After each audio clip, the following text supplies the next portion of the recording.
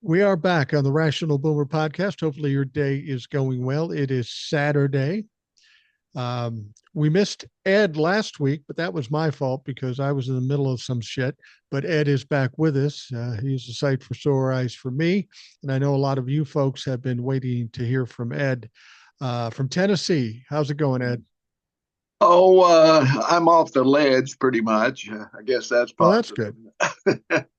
However, I don't know. I have to be careful. I can't go any of the local TV sites, for example, because all of the media down here is very right wing. All of it. The newspapers, the radio, the TV, they're all owned by Sinclair or somebody similar, so you get a very twisted Fox News view of everything. So I can't go on there because these people are well, I saw a liberal guy from Memphis who said, in case you were wondering if you think the people in Tennessee are as stupid as you think they are, yes, they are. They are. They are. They are. And Well, they're everywhere, though. yeah. Everywhere, apparently. Oh, yeah. I mean, I really believe to a certain extent that the Civil War never ended. It's just that the South expanded into rural America. So what you now have basically is urban versus rural. The rural has all of the values of the old South, and those liberal cities are a better. They're not perfect by any means. We worked together at a school in North Minneapolis that was mostly black because the school was redlined. I mean, the whole place. Right. And this was in liberal Minnesota, starting in the 90s and going right on up until today, I'm sure. Right. In that people are put in certain areas based on their ethnicity. When immigrants came to Minnesota from different places, Southeast Asia, Africa, and so forth, they wound up in these little communities. Um, uh, the black people were in North Minneapolis. The Vietnamese were pushed into North Minneapolis. The African immigrants wound up pretty much on the West Bank. Hispanics went over in East St. Paul. It was very segmented, right? And this was in liberal Minnesota, but it's better. It's a little bit better, okay? But it seems to me that rural America is now uneducated and very much xenophobic and also misogynist. And that's mostly because of the religion, I think. But it came out of the South. That's what I think. That the Yeah. Civil War is still ongoing instead of North and South. It's just now urban versus rural. Or stupid versus smart. Well, there you Um, go. Yeah, same but thing. you brought up that you're not watching the media down there because it's a lot of right wing media, but it turns out since the election, there's a lot of people not watching the media, even on the Yeah. left side of things. I know I haven't turned on mainstream media because I hold them responsible for where we are today. Same But here. you know, you've got like MSNBC losing half their audience. You've Yeah. got Morning Joe, which I always had trouble with because I was never a big Joe Scarborough fan because he's a loudmouth. He doesn't know when to shut up.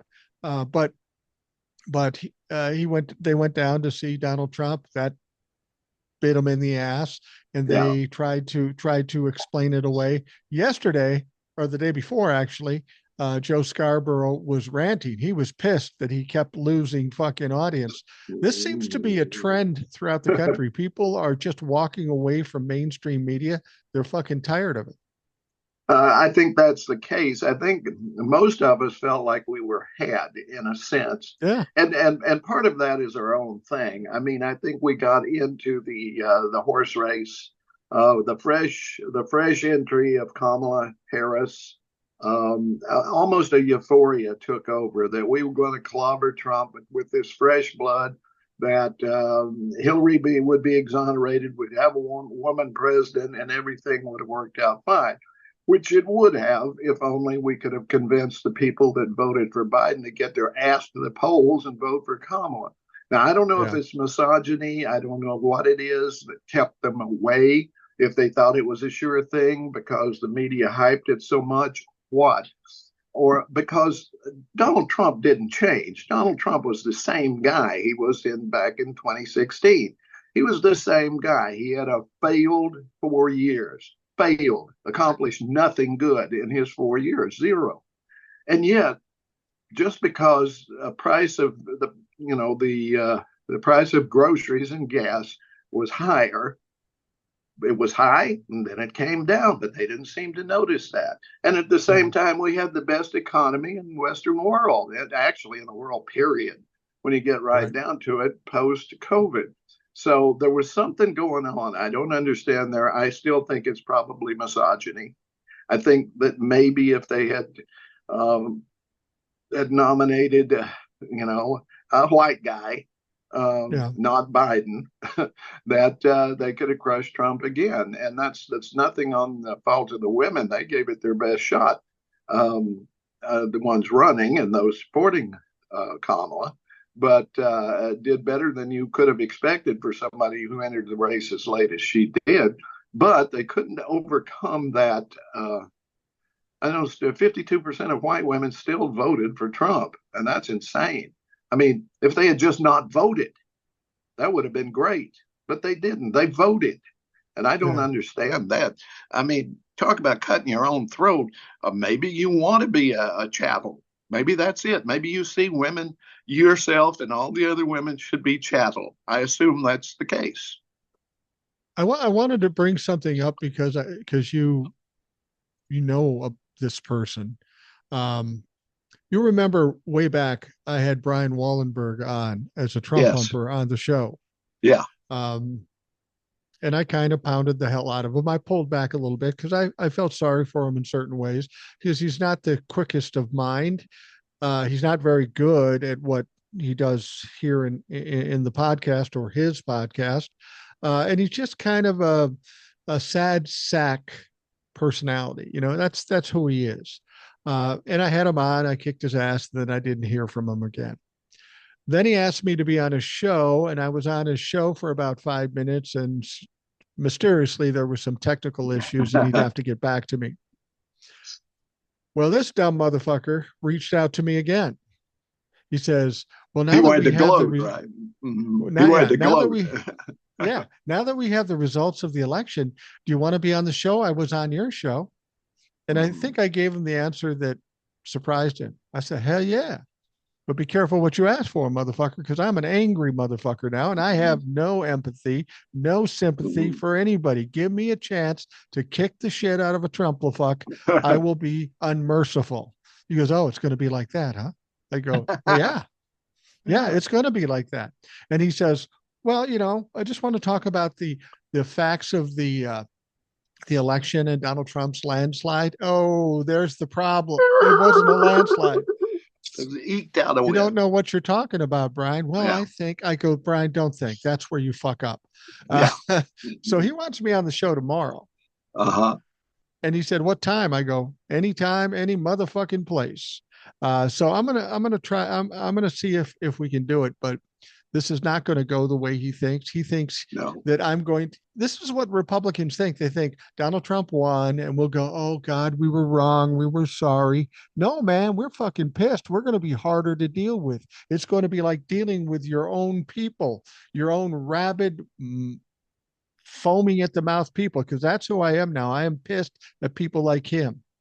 Yeah, I don't know why. I guess it's hubris that they think we would just roll over and say, "Oh well, we were wrong," whatever. And this landslide business, is ridiculous. It was the more they go over the figures and so forth, it was a whisker win, just like it was back in when he went against Hillary. Except, of course, he did actually win. I think the popular vote maybe by 3 guys. Maybe barely won the popular vote too this time, which is insane. And I never had a high opinion of my fellow countrymen, about half of them. It's much lower now. Yeah, definitely. And I have to believe that most people are just not connected. They're not tuned in. I did make the mistake of looking at a local website the other day, and they were talking about Social Security. And these morons are going, well, Trump's going to fix that. Yeah, Trump's going to fix it. Yeah, Trump's going to fix it good. This is the thing. He's got Elon Musk and Ramaswamy, both of whom are recent. Well, Ramaswamy was born here. He was born in Toledo, but he's second generation from a country where you're put into a caste when you're born that you could never get out of, and the poor are the untouchables. And then you got Elon Musk, who kept black people in South Africa in virtual slavery, just like they were here, until the world came together and forced apartheid out of existence, although I'm sure it's still there in some form. But these are the people he wants to rework the government. Two people who come from backgrounds that are so anti-democratic, it is insane. We know Musk talks to Putin every week.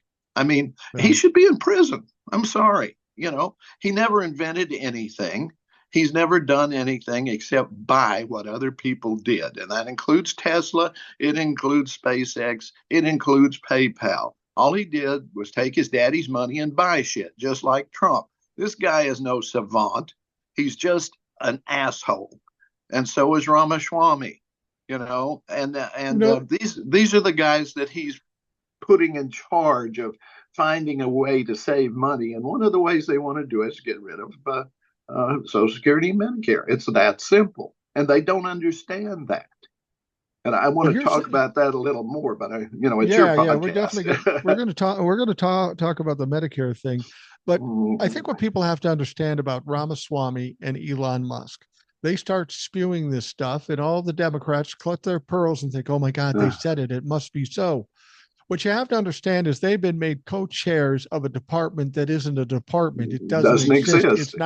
It's not within the government. It sits outside the government, and it consults with the Republican faction in the real government, in the real committees. But here's the problem. Elon Musk already supported Rick Scott to be the majority leader in the Senate. What did they say? They said, fuck yourself. He supported Matt Gaetz as AG, and they said, fuck yourself. Just because they can talk loud and they've got Donald Trump's ears doesn't mean they can accomplish fucking anything. No, I just need the media to tell the truth about these guys. I mean, I always hear this visionary and all that stuff. He's just a guy with money. And this is what it comes down to, folks. It's the way it's always been. I don't care how far back you want to go. There's going to be a small group of people who manage to to amass a lot of money, and then they can say what goes. And that's what they're trying to do here. They want a very small group of people to be able to live in luxury, do anything they want, and the rest of us to be peons. They want to get Social Security gone, so they can bring their stuff back from other countries, make the old people work until they drop. That's what's the plan. Okay? I mean, it's not hard to see. I did a TikTok, and I said to Trumplefucks, I said, how does it feel to be played? Because you were played, you were duped. Donald Trump said he had nothing to do with 2025, Project 2025. He knew nothing about it. He read a couple things and he thought it was crazy. Well, that's funny, because if you look at the people he's nominating, a large percentage of them are with Project 2025. You mean Trump lied? Trump lied? Trump lied. But he also said he supported the military and he supported veterans. And now they're talking about cutting funding to Veterans Affairs. So all you veterans that were MAGA fucking proud, get ready to get your things cut if he gets what he wants done.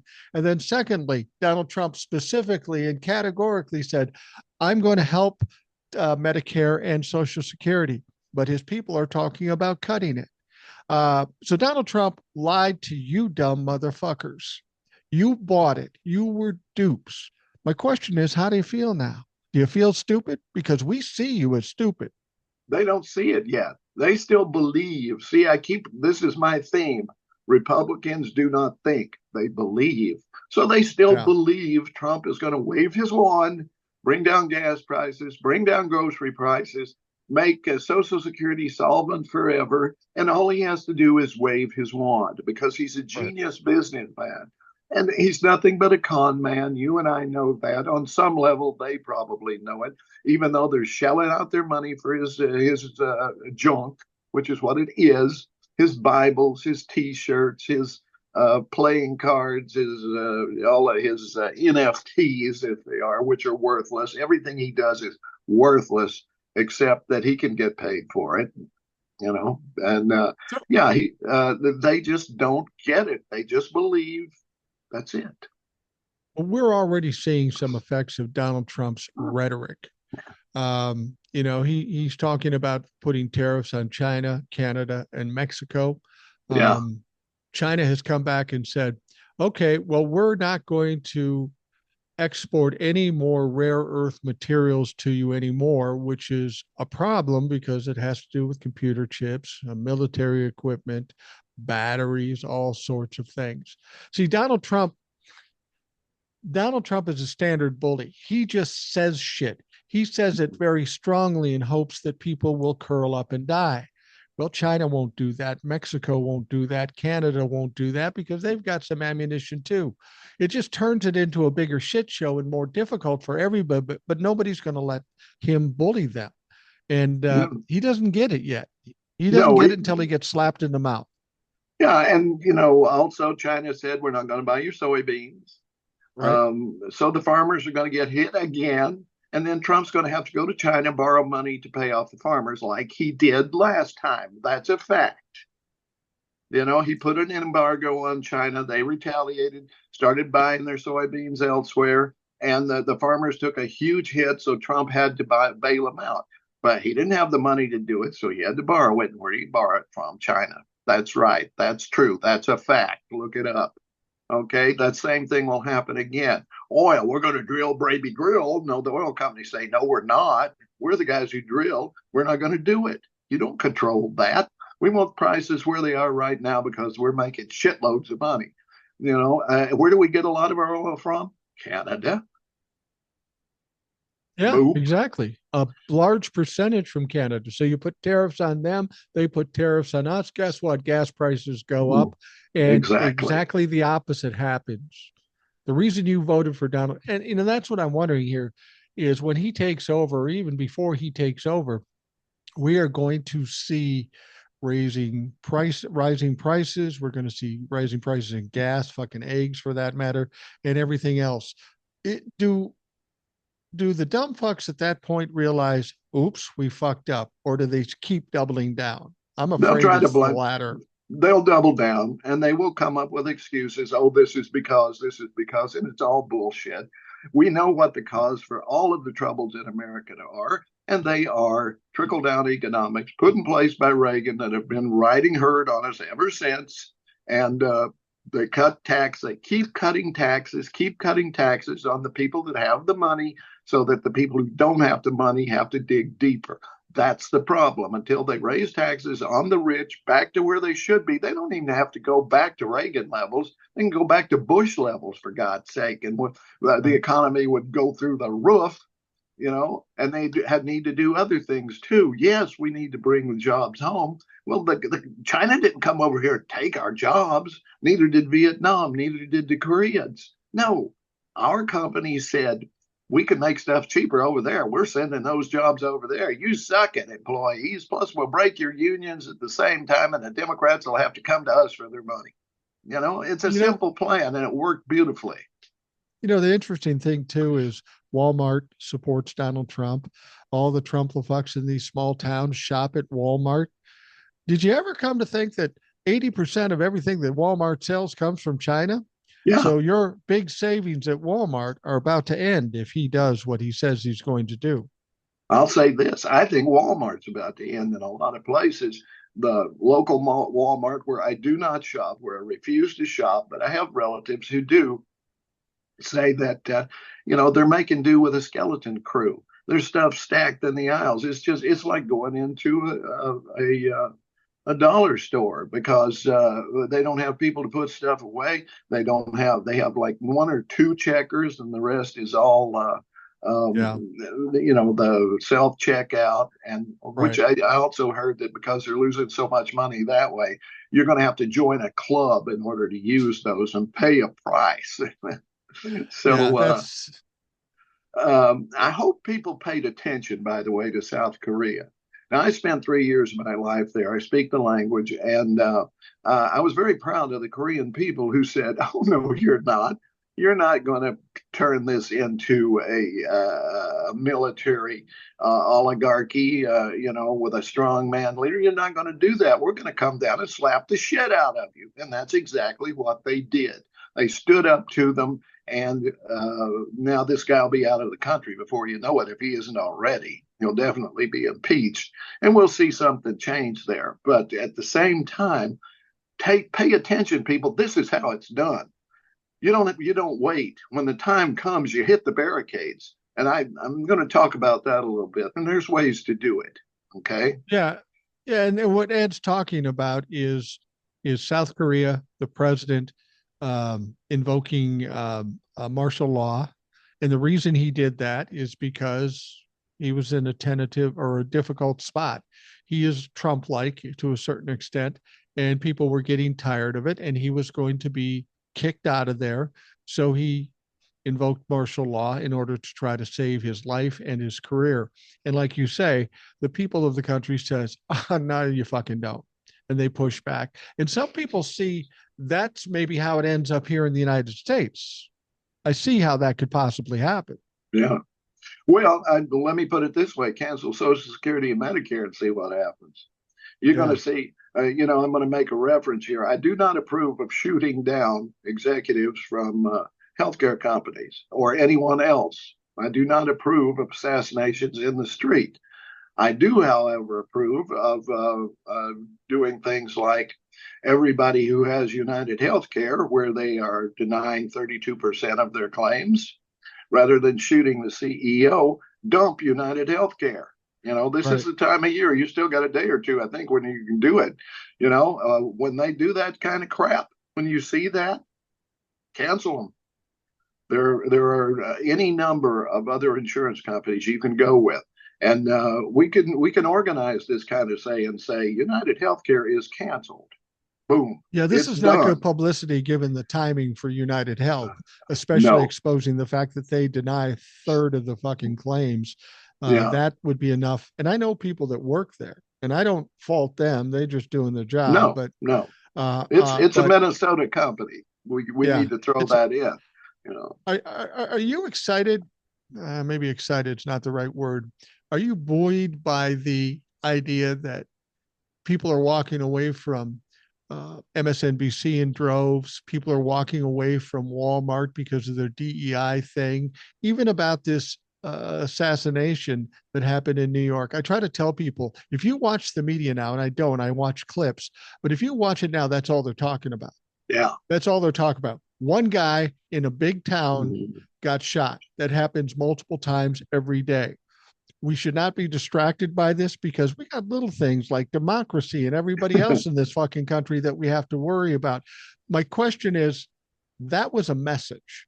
Yeah, And the question is, did the people that message was intended for, did they get the message? Because this is just the beginning. MSNBC, Walmart, this guy on the street in New York, people are feeling terrified and people are feeling helpless and they're going to revolt. And this may be the beginning of that whole revolt. I think this is what people forget, and that is that window that I always refer to, the golden age of America, which was for white people only. I'm sorry, but it was. That went from about 1948 to about 73, where a white family could afford a house, a car, and two kids, and all of that, vacations and so forth on one income, usually the male. Right. That was a very brief window in American history, and it came about because Franklin Roosevelt looked and saw that if he did not do something, that the country would go the route of Soviet Union. There was already a very well established push for unions, push for left wing politics in the country that was on the rise. And he saw that we were going to have a revolution unless something was done. So that's where the Roosevelt program started up. to placate essentially the middle class, or what became the middle class, because we didn't really have one before that. We had a merchant class and rich people, and Right. everybody else was a peon. But yeah, Roosevelt recognized that, and he headed it off because we were that close. That close. All it would have taken was one spark, one thing, and the country would have erupted. Because you're from Minneapolis, you remember that the police there gunned down workers during a trucker strike. The militia out in Colorado opened up with machine guns on where the strikers at the Ford company there were living, and mowed down men, women, and children. Mate one in Wisconsin, battles between Pinkerton agents and the local strikers. It was going on, and it was going to erupt, and it was going to get much bigger. So what happened? They started sharing a little bit with the quote lower classes, and we had this tremendous economy, this tremendous golden age. That's all you can call it, of America, and that was when America was great for white people.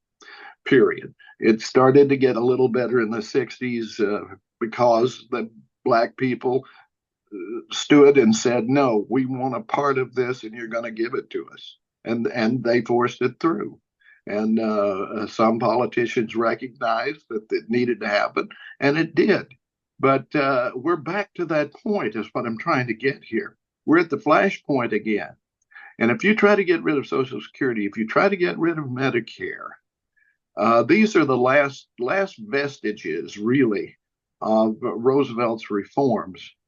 And if those go, people have nothing to lose. I'm 75 years old. Between me and my wife, our Social Security benefits account for a big chunk, not all, but a big chunk of what we used to live on. Yeah. And at 75, I have very little to lose. I mean, I might live to be 100. I don't know, but that's still 25 years, right? You Yeah. get to me my age, you start to realize your priorities. And I'm not going to put up with it. And nobody else who's in my boat is going to put up with it. It's not really a boat, it's a canoe without a paddle, and it's pretty shaky. You start taking those things away, or trying to. What I'm going to, I haven't done it yet, but I'm putting up a TikTok, but I'm telling everybody, I'm going to start writing some newspapers and stuff. We have the vote still. And we know where our representatives are, and we know where our senators are. We can call them first. We can write them letters and say, any elected official who supports doing away with or cutting or doing away with Social Security or Medicare will face an immediate recall. Every one of them. We've got to stand together and demand this. We've got to tell them this, and we got to stand with it. That the moment you cast a vote against Social Security, we recall you and we redo it. Right. Right. And that's on the mild side. I'm playing by the rules here. But there are other people who won't. And let's look at this healthcare thing really quickly, right? Here's this guy, as you said, they're denying 32% of their claims. He's shot in a professional hit, or someone who had looked professional anyway, by the way they did it. And a message was sent on the bullet casings. Deny. Yeah, this was a message. This was a message that was sent. Now, there's two ways to look at this, right? And the same day, I think it was yesterday, someone announced that, I forget, it was Blue Cross Blue Shield, or what they are now. It's Blue Cross Blue Shield, it's something else. And they were going to deny paying for anesthesia during a procedure that went over a certain time limit. Right. They were going to do that. After the shooting, they immediately canceled that. Some would say, well, it's just because it came to light. You really think so? You don't think it was because that they saw what can happen, that there are consequences? It may be. Now, my wife says she thinks that it was an inside job, and there's reasons to suspect that it had nothing to do with politics. It was on a more personal level, and that's possible. That's possible. She's smarter than I am, so she may be onto something here.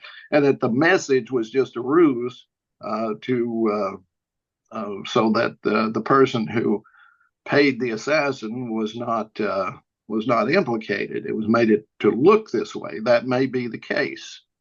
There's a lot about it that's a little shaky. The guy seems like an amateur to me. They already know he took a bus from Atlanta. They got pictures of his face and so forth. That's not generally happens with assassinations. Usually, you have professionals you never see. You know, so Here's the I thing, don't. though. Well, whether there's some side issue or not, whether there's some inside stuff, we hear more. He's been separated from his wife. He's looked Yeah, into by the DOJ for insider trading. Yeah, he's a piece of shit. Big surprise. Multi-millionaire in charge of a fucking health organization is a piece of shit. That's no surprise to me. But regardless of why he was shot, the message was still sent. The exactly. message And was there. it was received by Blue Cross Blue Shield. Right. I talked about this in previous podcast and on a TikTok, but I find this quote very poignant. And it's a well-known quote. It comes from the French Revolution from a guy by the name of Jean-Jacques Rousseau. And the full quote is, when the people shall have nothing more to eat, they will eat the rich. Rich. Make no mistake, what's happening to MSNBC? They're eating the rich. What's Yeah. happening with Walmart? They're eating the rich. What happened with this guy in New York? They're eating the rich. And this is just the beginning. When people have nothing more to lose and everything to gain by fighting, they're going to fucking fight.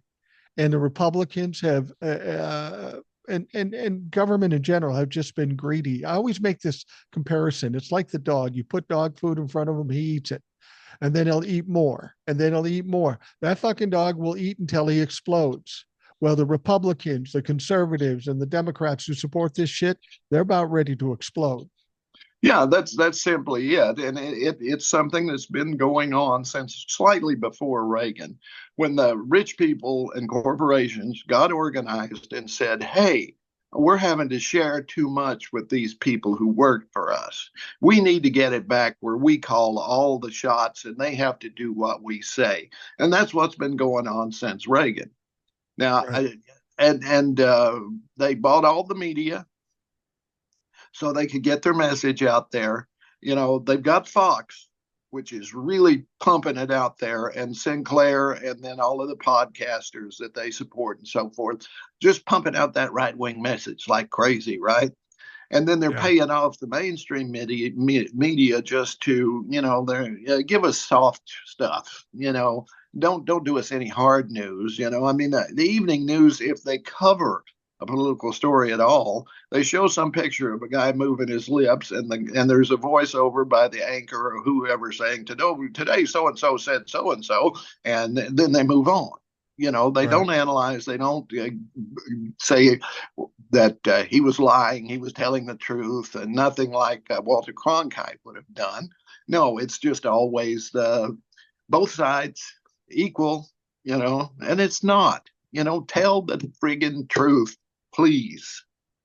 Well, yeah, it's always still the scare tactics. And it surprises me with the backlash the media has gotten. They still haven't changed anything. They're sticking by their same strategies, like, oh, they're going to cancel Medicare, they're going to cancel Social Security. Well, Elon Musk did say that, but you're not telling us that Elon Musk really doesn't have that much pull. That's not to say it couldn't happen with some Republicans in Congress, but the Republicans have a problem in Congress. They have a very, very, even a thinner margin in the House, and they accomplished nothing in the last 2 years. The Mm-hmm. Senate, as much as we hated the filibuster, that will be the stopgap for the Democrats in the Senate. They are going to have a very difficult time passing anything the Democrats don't want them to fucking pass. Yeah, I mean, the other thing people have to remember is Donald Trump is a stooge. He's a moron. He doesn't know anything. The people behind him are the ones who are telling him, well, nominate some schmoes to begin with, and when those are turned down, they'll do your second one. So whoever you really want in there, make that your replacement. But nominate a schmo to begin with. Trump's not smart enough to figure that out, and I don't No. know. Nobody is really smart to do that because it's so friggin' obvious. but still, they're doing it because in every case, every nominee so far is not qualified. Pete Right. Hegseth, the what's her face from the WWE, um, Matt Gates. Linda McMahon, Yeah, yeah. yeah. None of these people are qualified to do jack shit. They're not even qualified to do what they do. you know, but still, they're nominated, and I do think that's the reason why they think if they're rejected, then they'll think that they're not being fair to Trump, so they'll give him. And there are some people in the Senate and in the House who probably would go along with that idea. Well, we'll do the second one; they won't be as bad. But DeSantis, come on, come on, you I'm not know. convinced DeSantis will be the candidate, to be honest with you. But like in the AG thing, you've got Matt Gates, and now you got this Pam Bondi. She's a little more polished up, but she's not much different than Matt Gates. She's a Trump humper. She's a stupid bitch. Um, Well, she's also very compromised. I mean, this is the lady who was yeah, against Trump's policies till he gave her $25,000, and then suddenly she didn't go after him for Trump University. That's what the payoff was, right? And the other thing is, at one point she said she'd go after people's guns. Don't they read? Don't they understand that? She's not going to do that now, of course, but she did say that at one time. well, that's the thing that Republicans have to understand. If there is a lot of pushback and people are rising up, don't be surprised if Donald Trump starts talking about taking people's guns. He won't be You're, successful with it, uh, but he'll do it. yeah. Yeah, who knows? I mean, Trump will do whatever pops into his head at any given moment. And Right. then somebody else will be saying, well, that's not what he meant. That's not what he said, because they know the people that they're talking to don't watch anything but Fox. So, Right. I mean, and it's that simple. They don't. Or that Trump never lies. Trump's a good man. Jesus loves Trump. How can you be that stupid? Literally. How can you be that stupid? Well, there's part of me, just my asshole mentality that I have occasion to tap into now and again. When I see the things they're doing, some part of me says, all right, go ahead, fucking do it. You'll suffer the consequences. It might be tough for a lot of people. I will survive. I'll make sure my kids survive. I try to help anybody I can. But a lot of these poor motherfuckers in the South that think Donald Trump is Jesus, they ain't going to survive. And I'm not going to shed a tear for a CEO from a health company or any Trumplafuck that goes down in flames because Donald Trump fucked up. Well, see, I've got a lot of friends that the I call them too liberal, they're shocked and appalled the guy got shot, and that they're going to defriend anybody who says he had it coming. That no, this is never the solution. Well, I tend to agree with that. I don't want to see anybody shot down, but the fact of the matter is, as you put it so succinctly, the guy's an asshole. And it goes Yeah. with any more corporate leadership. It's right there when they're looking for somebody, must be an asshole. That's it. That Well, and so it's hard for me to cry for the guy. Um, and I most people aren't. Most people Yeah, are joyous no, about this shit, which is a sad commentary on this country. But and I don't support somebody getting shot down in the street just because they're a criminal or because they're an asshole or no, because they're in front of a nor do health I. organization. But people have to understand what's going on. People will say, well, if somebody's upset about what he's done to his insured, there's better ways to do this. Oh yeah, what better way is there? Sue them. You're going to sue a multi-billion-dollar company. They're going to drain you dry, and then they're going to fucking leave you out to dry. And the Yeah. thing about it is, this is where people are. This one man died on the street, but how many people, elderly, children, family members died because they refused. They made a medical choice as insurance people to let people die. So that's why I don't feel too much sympathy for them. The thing is people don't have a choice. People are feeling desperate. This is what I said when when we were talking about whether there'd be a civil war if Donald Trump lost or not.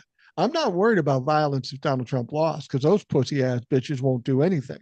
I'm worried about the violence now that Donald Trump's in because there are people absolutely terrified for their country, for their lives, for their livelihoods, for their families. And when people have nowhere else to turn, they will resort to extremes. And that's what we're going to see. Absolutely. I was reading a thing a while back about the French Revolution, right? The Reign of Terror, it was called. When the people rose up, they barricaded the streets, they went after the monarchy and they chopped off a bunch of heads and so forth. Well, what history doesn't talk about as much is they couldn't stop it. They Right. just kept going. I mean, they really got into this chopping off heads thing, so they were looking at everybody. Some of the people who actually started the revolution wound up in the guillotine as well. So they made Napoleon emperor with all these powers because they figured he could stop it. Well, he couldn't. It finally just petered out. They finally killed off everybody they could, I guess. I don't know. Maybe the bloodlust was sated and so forth. But once it begins, there's no containing it.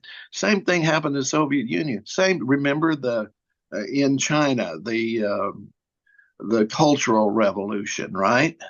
Who did they go after there? They went after the intellectuals. They went after anybody who had any expertise. Those are the ones who died. And as a consequence, the country was in turmoil and millions of people died of starvation because nobody knew how to do anything. And finally, with the military, they were able to put it back together. But this is when society breaks down, it really breaks down. And there's no way to stop it sometimes. I mean, once this thing gets rolling, if it does, you're going to see places like Mississippi, Louisiana, Alabama, places like that. They might take their state militia and they're going to try to become their own little country. You're going to see that kind of crap going.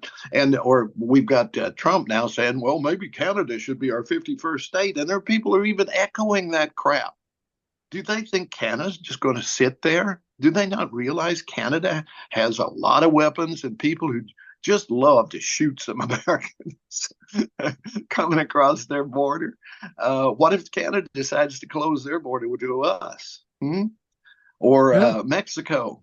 I mean, Mexico, I just heard the other day, they're already slapping like a $42 cost on anybody who just comes off one of those cruise ships onto shore. You got a Yeah. landing fee now. There's all kinds of things people can do, and it really kind of just really. I'm hoping that the center holds, as they say.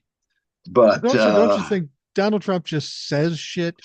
Like I say, it's his bully mentality. It's a threat. yeah, He doesn't even really necessarily mean it or have any idea how to enact these things.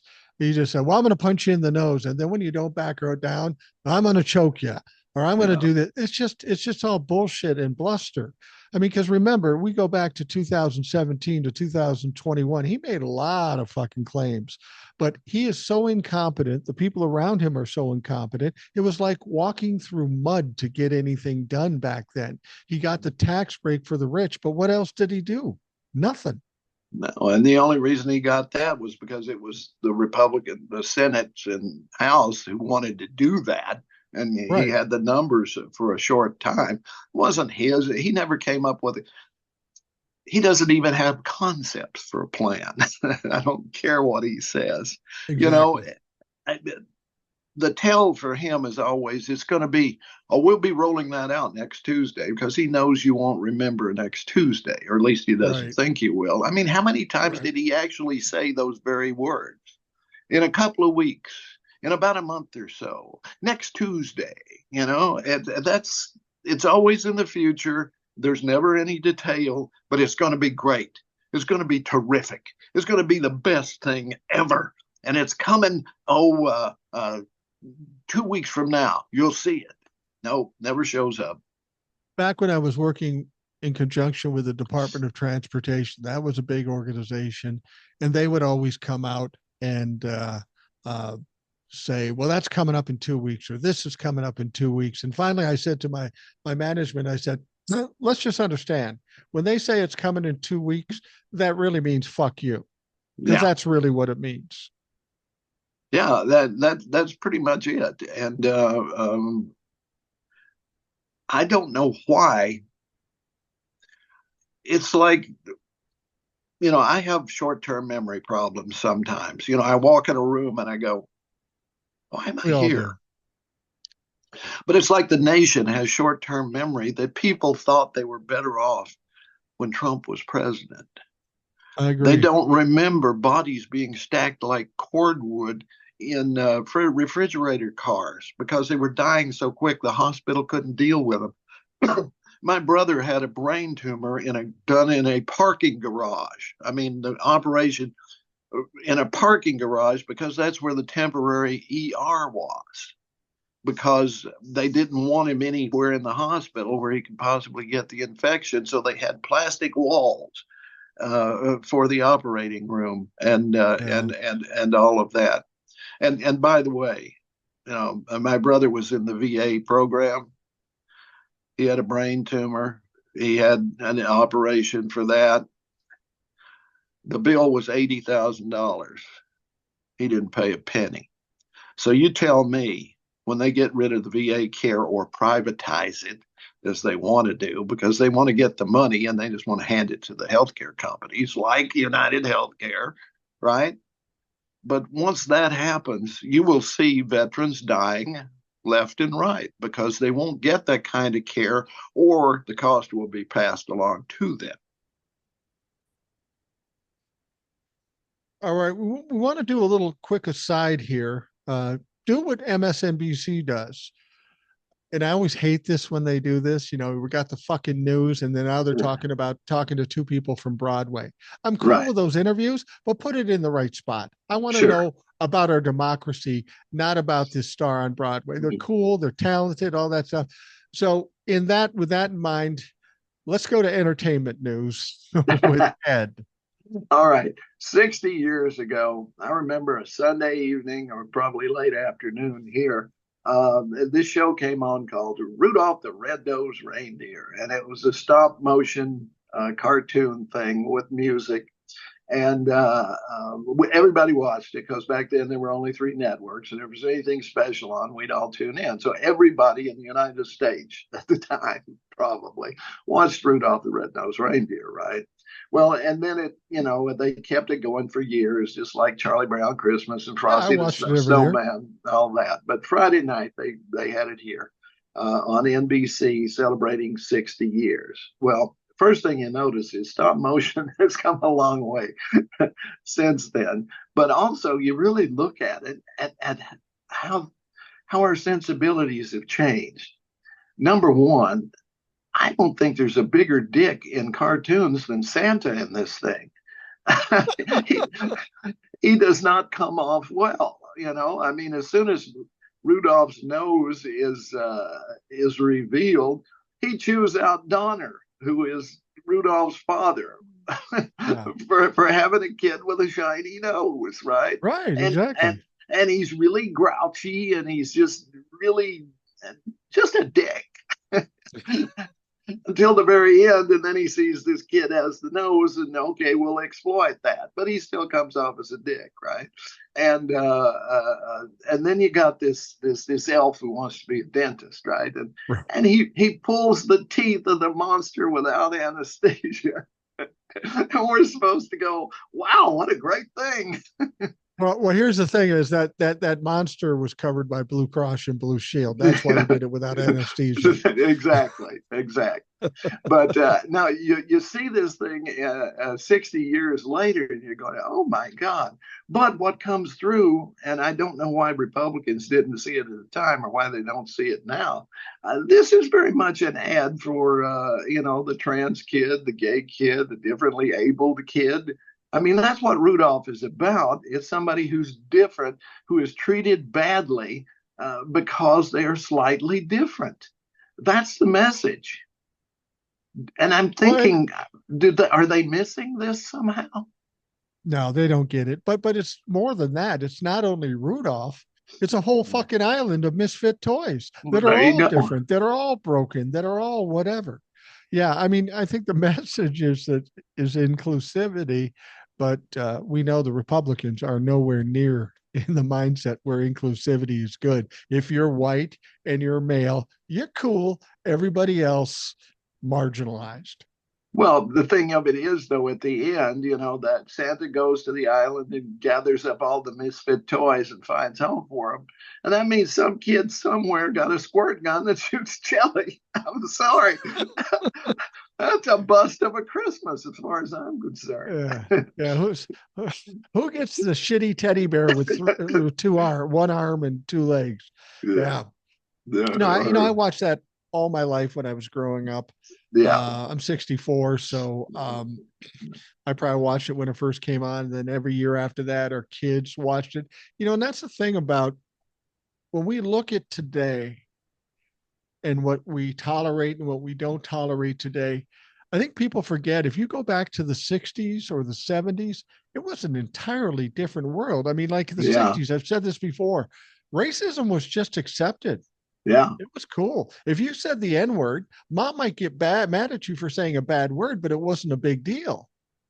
And Right. and times have changed, and we've hopefully evolved to a certain extent. And now Republicans want to roll back all that evolution back to the fucking Stone Age. Yeah, exactly. And people forget, too, that minorities in general and Black people in particular were invisible in the media, except Yeah. for very few characters, and most of them were objectionable. There were no Black people on television. And if I remember hearing an interview with a famous Black person, I don't remember who it was now, saying that when they knew like Sammy Davis Jr. or somebody like that was going to be on TV, they get on the phone. Sammy's going to be on tonight, blah, blah, because it was so occasional.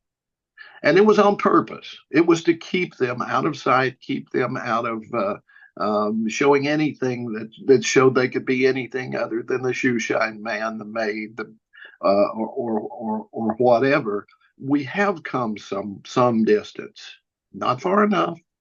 I mean, we see commercials now. We see interracial marriages. We see gay people. We see all kinds of things in the commercials and in the shows, and that's good. That's really good. But it's still not there. It's still not there 100%. As long as I'm noticing it, we're not where we need to be. Okay. Well, in the 60s, there was a TV show, and it seemed to be revolutionary. Nothing like this had ever been seen. And it was a TV show called Julia. Yeah.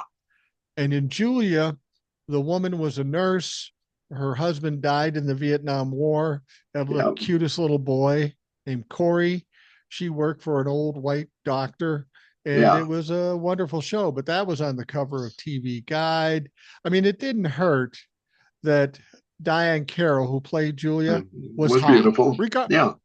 Regardless of what color she was fucking beautiful. But that thing, everybody's going. There were people going, I don't know if I want to watch it. That's a black lady, but that's the attitude back then, and that's where Yeah. we've come from. And for whatever reason, the Republicans want us to go back there, but we've come too far. That's not going to go back. You're not going to be able to tell most people that well, they're black, so you got to put them on the shelf. That's just not going to happen. As hard as they want to try to do that, that's not going to happen. Well, and that's why I wanted to segue into something here about DEI. But There you go. let me point out with Julia, the controversy with Julia was not that she was black exactly. It was that she was a black professional, that she Yeah. was a good looking black woman, a professional who was working in a respected field. She wasn't a maid, she wasn't a waitress, or anything like that. She was in the mainstream. That was the controversy, of course. Wow. Now you see the Republicans, and I'm going to say Republicans, conservatives in general, but they're Republicans. They all are on this DEI bandwagon, saying that anybody who gets an appointment of color is there because of DEI. That they're taking the job of some better qualified white person. And don't say that in the same room with me. I warn you. I'm not talking to you, Mike. I know. I But got you. I mean, because it won't be pleasant. and that's all I'm going to say. But there are certain things that are worth fighting for. And one of those is the simple truth that we are all equal. We should be all equal. I have black friends who are way smarter and more talented than I am, and they've had to work a hell of a lot harder than I ever did to get half as much. So Absolutely. don't run down DEI anywhere around me, or you'll be in trouble, or I will be if you're bigger than me. But that don't won't don't stop me. don't you see this complaint or this fear of DEI or this argument as just another way of what was said in Charlottesville? Yeah, You will not replace us. yeah, People are terrified with the idea that black people might be, or Asian people, or Native American people, or gay people, or transgender people might be given the same rights or the same level of respect that white people are. People are terrified of being replaced. They're terrified of becoming the minority as opposed to the majority in this country. I got news for you. White people are going to be the minority, whether you fucking like it or not. yeah. And this is the thing. They know, they meaning me, really. I mean, I'm white, but at least I understand that I'm privileged, even though I was born on the wrong side of the tracks in a holler in Tennessee with the black people. And, I had to work my way through college and so forth. I was privileged because I didn't have to put up with what the black people had to put up with. Nobody ever Absolutely. accused me of being a DEI hire, and probably I wasn't. Although I did claim veterans privilege when I got into the post office and moved ahead of some people. So there. Well, and people people But people always point out to me too that DEI isn't always about color, and it's no, not. no, it It, could be it about involves women, all kinds of things, but they right. they don't talk about that. No, no, and this is the thing. It is simply, if you remove it, then you see what happens. If you stop granting some sort of edge, a little bit of an edge to people of color to get into Ivy League schools, none of them get in. And it's Yeah, not because of the grades. I'm sorry. Because Donald Trump should never have gotten into Penn, but or gone on to graduate school. But in both cases, his daddy bought his way in. Same with Jared Kushner.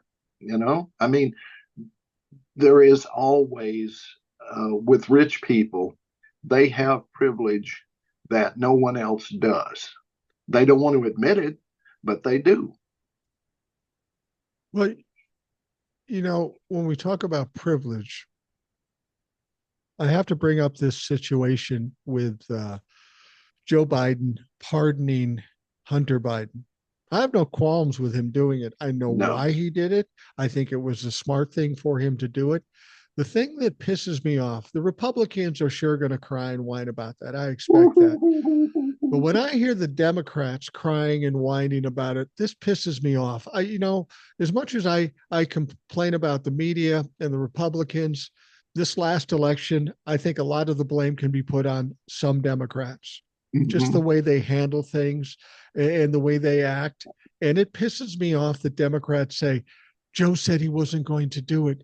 Joe's a hypocrite. Joe lied to us. Fuck you. The situation is different. Yeah. He had no choice. It's What absolute. hide and watch what's going to happen as soon as Trump is in there. I don't care who his attorney general is. They will bring charges against a raft of people that they should not.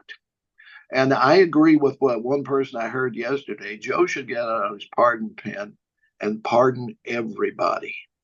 I Well, don't care. that's the rumor that they're talking about preemptive pardons, like for Liz Cheney, for Adam Schiff, for maybe Jack Smith, Yeah. all these people, and he should. And Yeah. and you motherfucking Democrats can be outraged all you want. Joe doesn't care. He's 82. He's not going to run again. He should let this shit fly. Yeah, I mean, if I were him, I'd put Trump in Guantanamo. Say screw Yeah, it. He's a criminal. Prove he's not. You know. right. Well, I mean, exactly. who's gonna? I mean, I got immunity, right? This is official business. I think he's a Russian spy, and so I have arrested him along with everybody close to him, including Steve Bannon and Elon Musk, and they're all sharing a barge off the coast of Guantanamo there. And they will remain there until they're trialed, and then we'll hang them. Well, the thing about it is there are people convinced that that's what's going on. And Yeah, that's what troubles me too. There are Democrats falling into the same bullshit that the Republicans fell into in 2020. There are people, there are astrologers, there are psychics going, oh, it's just a matter of time. It's going to happen. Now, I would love to see it happen. I yeah. could even see how it would happen. My problem is you got to count on the DOJ and the Democrats to do it, and their history doesn't prove that they're capable. No, the one guy who will go down in history if democracy falls, the guy who goes down in history with the blame is Merrick Garland.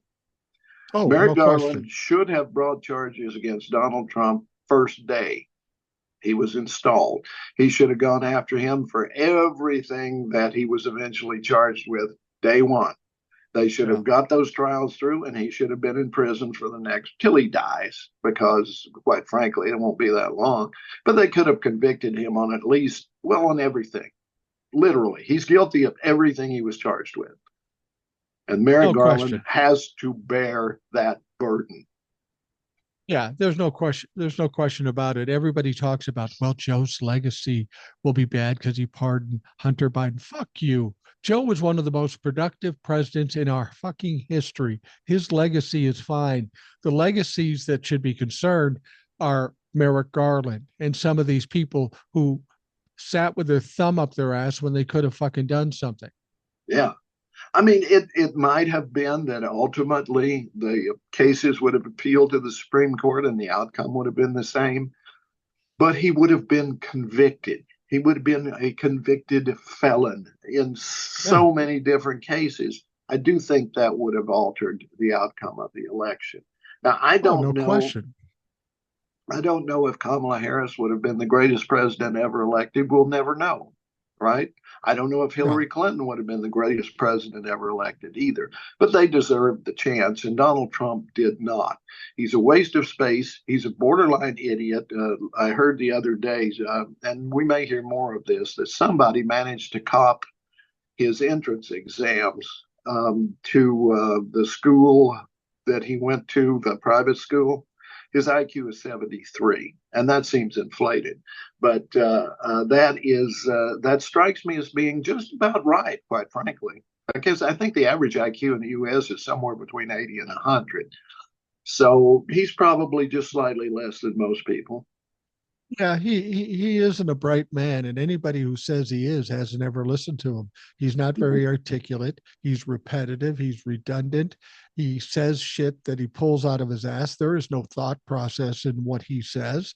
There's no strategy. That's why whenever anybody says, well, he said this, he's got a plan. Donald Trump never had a fucking plan. He just reacts. He says whatever he says. He tries to be a bully. And for years, it worked while he was in college and while he was in business because he had the money. Yeah, It doesn't work anymore. he paid people to take his tests, to get him into Penn and to get into grad school. Anything that he did, he paid people to do it. His relatives say that, and they have no reason to lie other than they hate his guts. Right, But right. I don't think they're lying. After this election, people came to me and said, so what do we do now? And I gave that some serious thought. What the fuck do we do now? We don't have the majority in the House and the Senate. Donald Trump is the president. What do we do? Immediately, I would say, well, there's nothing we can do. But then I revised that and I thought, well, there's some strategies we can employ. And I wonder if you agree or if there's some additional ones that you would add. First and foremost, we just do exactly what the Republicans did. In the House, in the Senate, we block, we Obstruct. obstruct, we shut down every fucking thing he wants to do. That's first and foremost. Yep. Secondly, we got to worry about getting elected in 2026 and 2028. What Yeah. did the Republicans do to win those elections? Well, they carried the narrative. They got loud. They blamed Joe Biden for everything, no matter what the fuck he did. He blamed the Democrats. And for whatever reason, that message carried with some 48% of the country, 49% of the country. So after the election, I thought, what am I going to do? And I thought, really, the only thing I can do is be a loud, obnoxious motherfucker, exposing every failure, blaming them from everything, and being loud as I can to to overtalk these people. And they'll be on the run because they're going to try to figure out how to save the economy and do this shit. So I'm thinking we need to be pounding on these fuckers just like they did to us. And people will say, well, we're above that. Well, motherfucker, it No. worked. It worked. It's time to play dirty. It's time to be just as dirty as they were. And at the same time, I do think we have tools to use. And I go back to South Korea. Um, if you're outraged, you need to show it. But let's say your local TV station pushes the right wing narrative. Talk to everybody you know. Turn them off. Never go to Channel 5 ever again. Right. You'd be surprised how quickly they come around because they make their revenue from ad sales. And if nobody's watching, nobody's going to buy ads. Well, and you know, that's what I'm thinking too. I don't have the largest platform, but I do have a platform. Mm-hmm. And when I see some injustice, I'm saying, don't go to fucking Walmart. Mm-hmm. I tell you what, this is crazy. You know, when I do TikToks, I can get 5,000 people. I can get 100,000 people, right? Yeah. One late night after I did a podcast with whoever I did it with, the DEI thing with Walmart came up.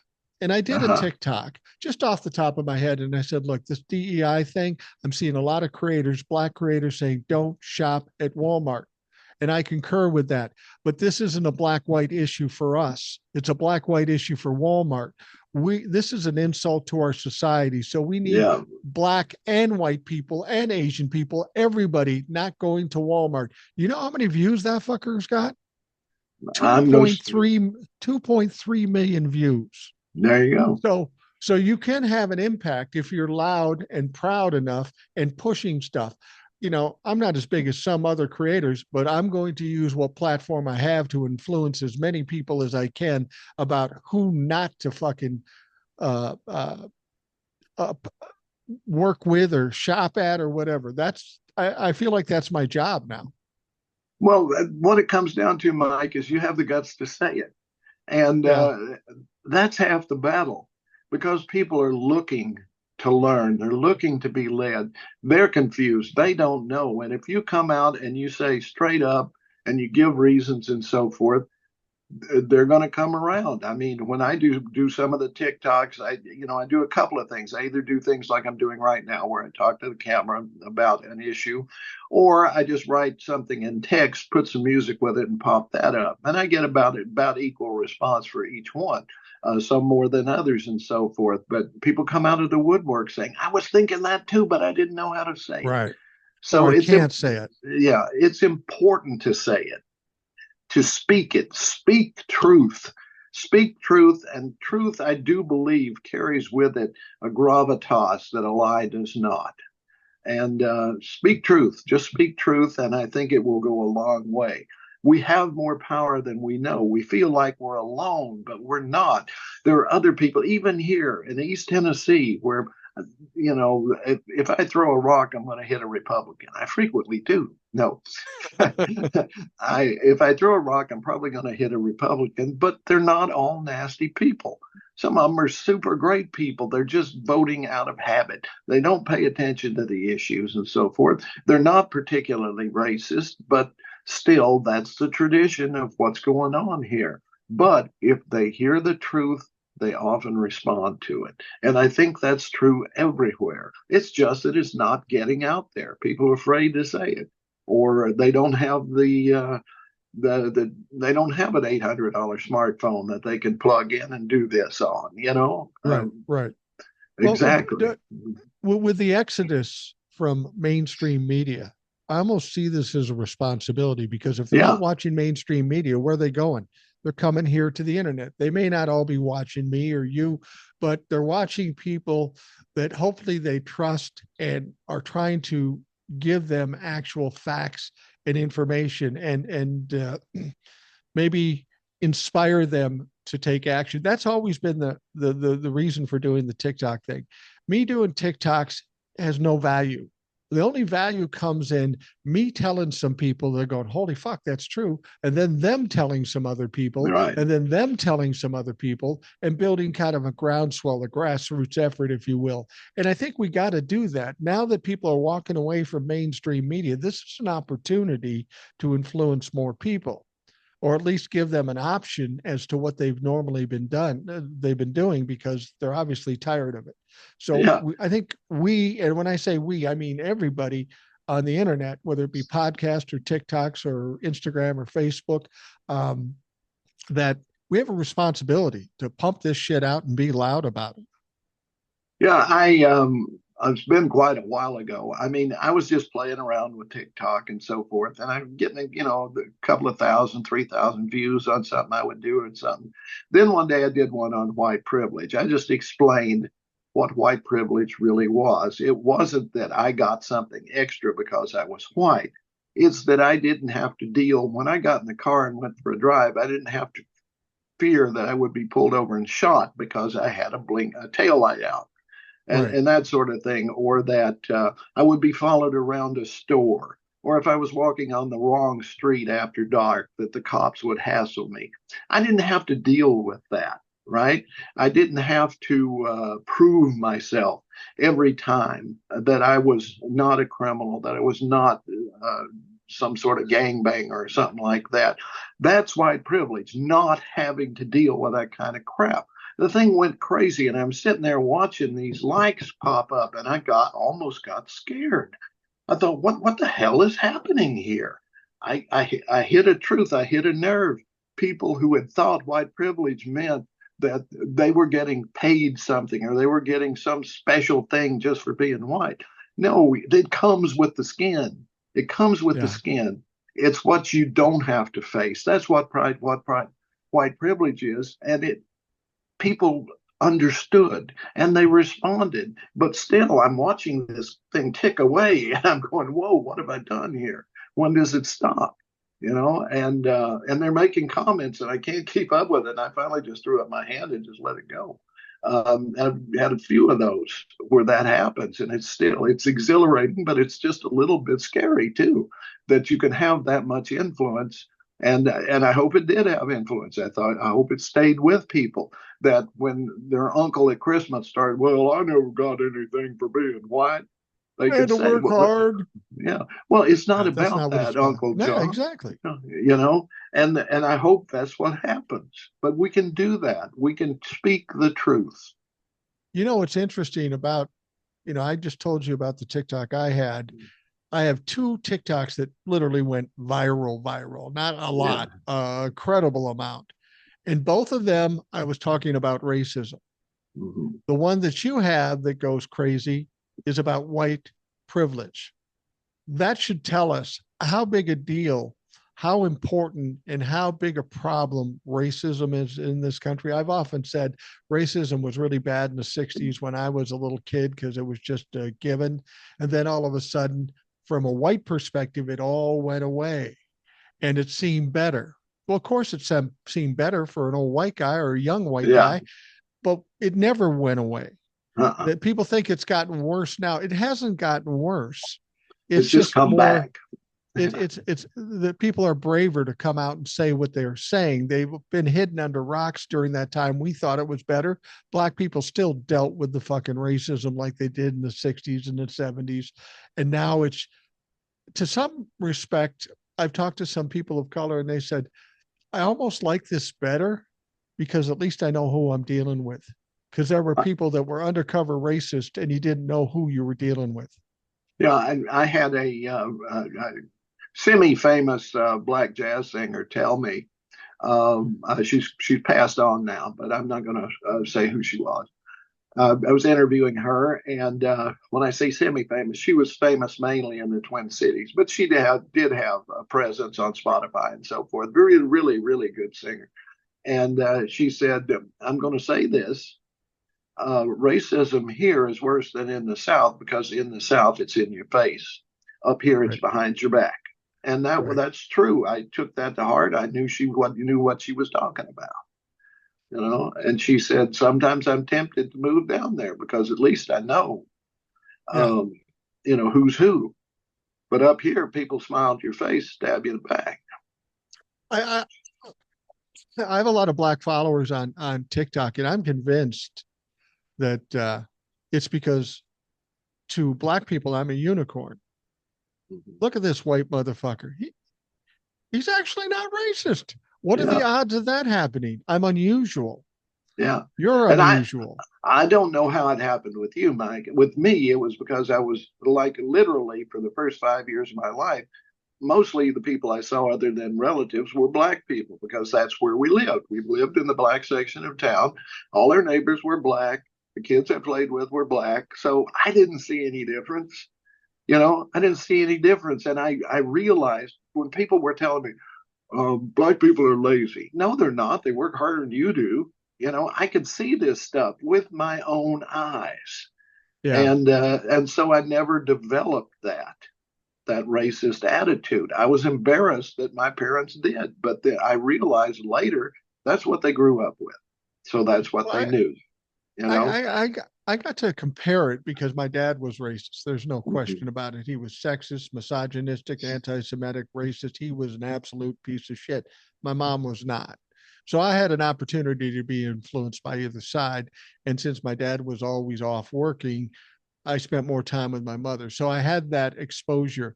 But then after going through it, even the 60s and 70s, it was a given, racism was just part of life.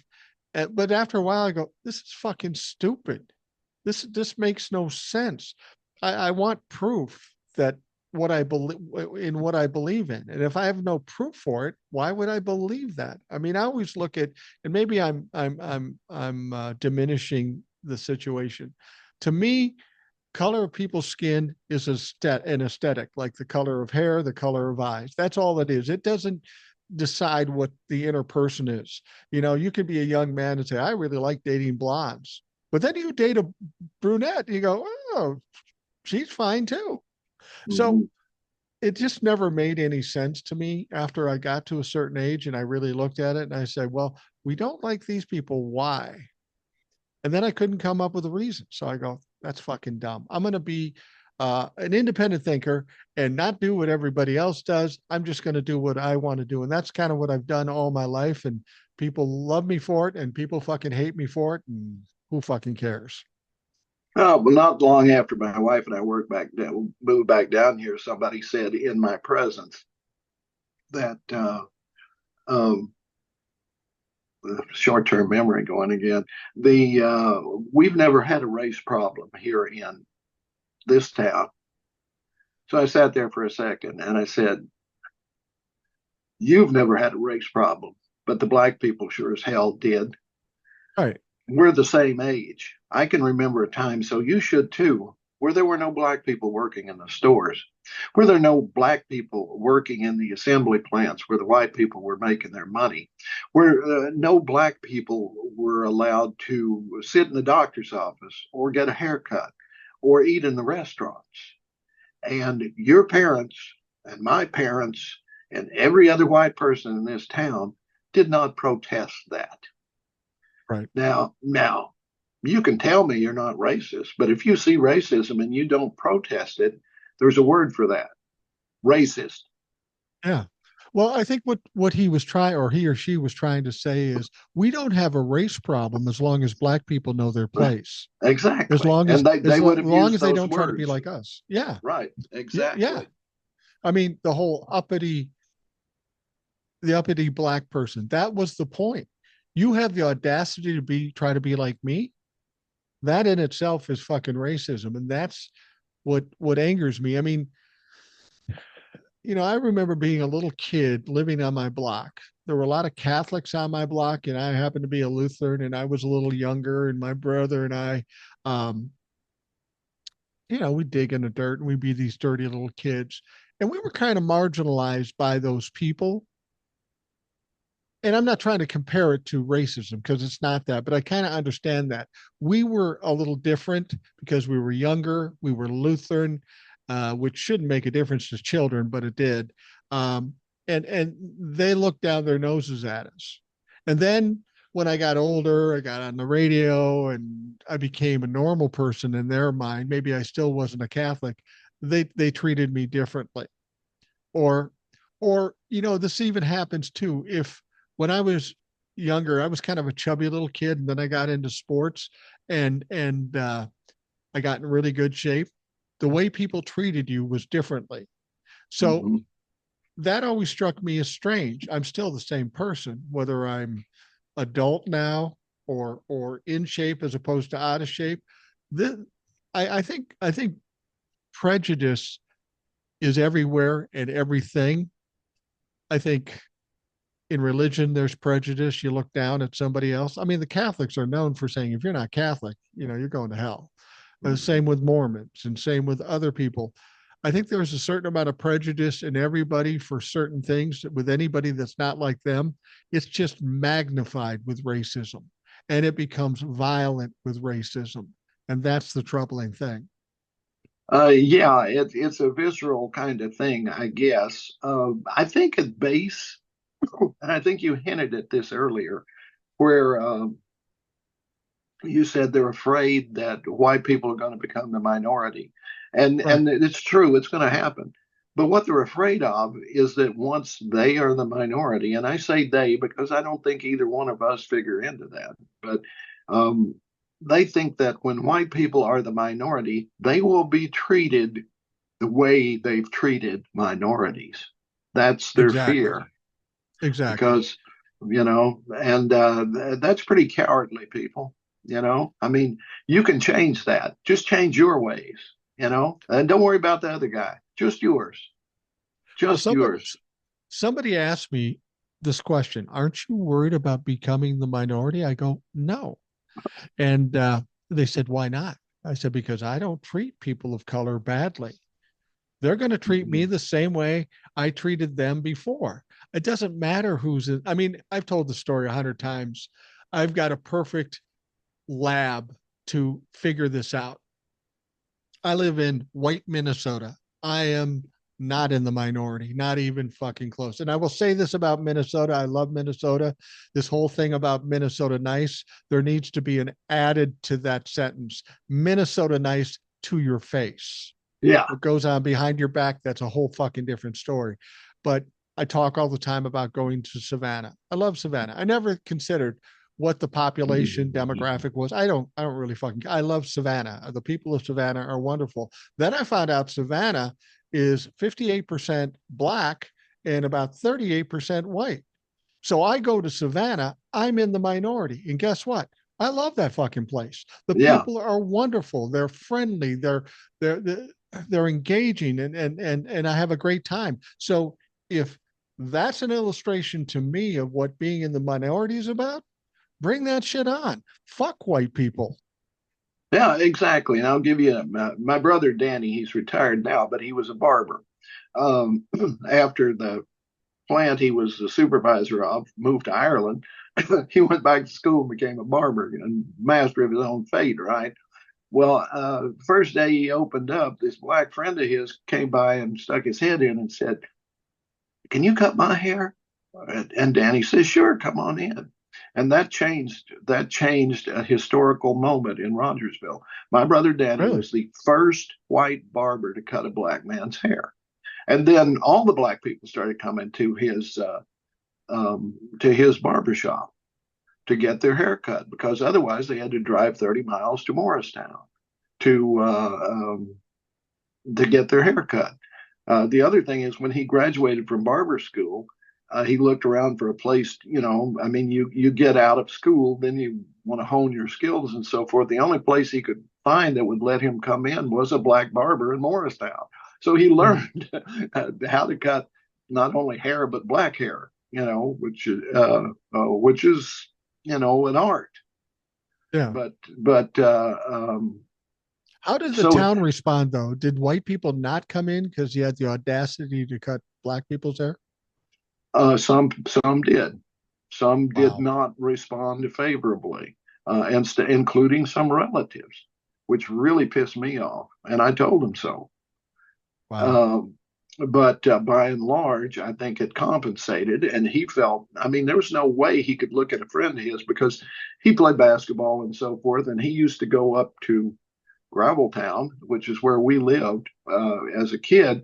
He would go up there to play basketball because the competition was just so much better, you Right. know. So and he, like me and my older brother, grew up around black people, and we saw them as people. Yeah. So no, Imagine that. there was no way he could refuse. I don't know if anybody since well uh, who cuts black hair now, or if it had an impact or not. I don't know. But while he was in business, certainly he cut hair for it didn't matter who you were.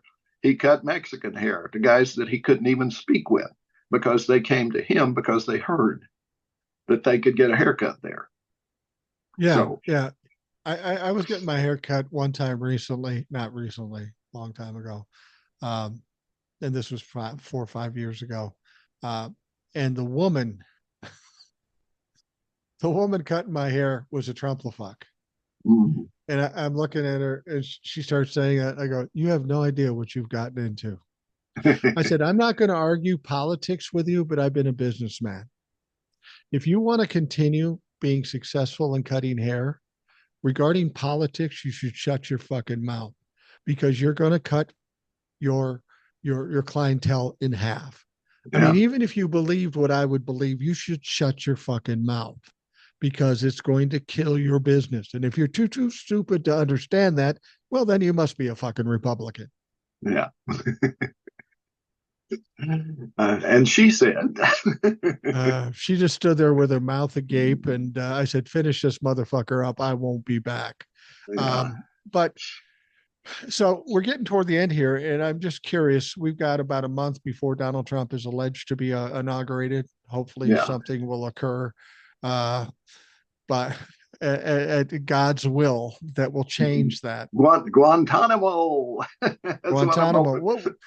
What do you think happens going forward with these nominees and this bullshit and the rhetoric and all this stuff? Where do you think we go up until that point? I think that television news has become reality TV. So there's going to be all of this brouhaha about that. But he will get enough people confirmed that they will try to destroy the agencies that he appoints them to because that's their only purpose. Um, the Republicans want all regulation gone so that they can poison you, so that they can steal from you, so that they can turn you into a peon. That is exactly their agenda. Now, the Democrats are going to do their best to slow it down. And hopefully, you and I are spared, but that the economy gets so bad so quickly that the Republicans realize that Trump sold them a bill of goods that what usually happens in the midterms happens in a big way, and the House goes completely Democrat, and the Senate at least gets a majority. That could happen. I'm hoping that is exactly what happens. That Well, and nothing yeah, I do gets too. done until the midterms, and then the Democrats take over. But then does anything get done after the midterms? Even if No, we have the House and the no. Senate, Trump still has to sign the fucker unless we've got a super majority. Well, this is the thing. That's what I'm hoping for. Otherwise, then just hopefully, if nothing happens in 4 years, people will go, okay, let's elect the Democrats, so at least something will get done. We'll see. I don't know. He But he can't last 4 years. no, he won't last 4 years, I and hope. there will have to be some changes with the Republicans in order to even be considered as a legitimate candidate in 2028. Um, the thing Uh, about it is, the thing that frustrated me most about Donald Trump being elected, not all the stupid bullshit he's going to do, because I knew that was going to come if he got elected. I was really hoping that I was hoping that once Kamala got started, we had a big hole to dig out. At least we could start on the right path. And yeah. now essentially what's happened is we are at a standstill for like 4 years. And for my sons, my grandkids, they that's fine. 4 years is 4 years. But to you and me, You're going to be 79. I'm going to be 68. Our time is running short. I want to get this fucker fixed before I'm out of here. Yeah, that's my thing too. I did a TikTok about that, speaking to the younger people, telling them that I apologizing for what we were leaving them and hoping they could do better with it. But Yeah. they had to get involved and they had to be willing to get out there, organize, vote, and so forth. And I think some of them did, others didn't. I don't know why they didn't come out in a better way for Kamala.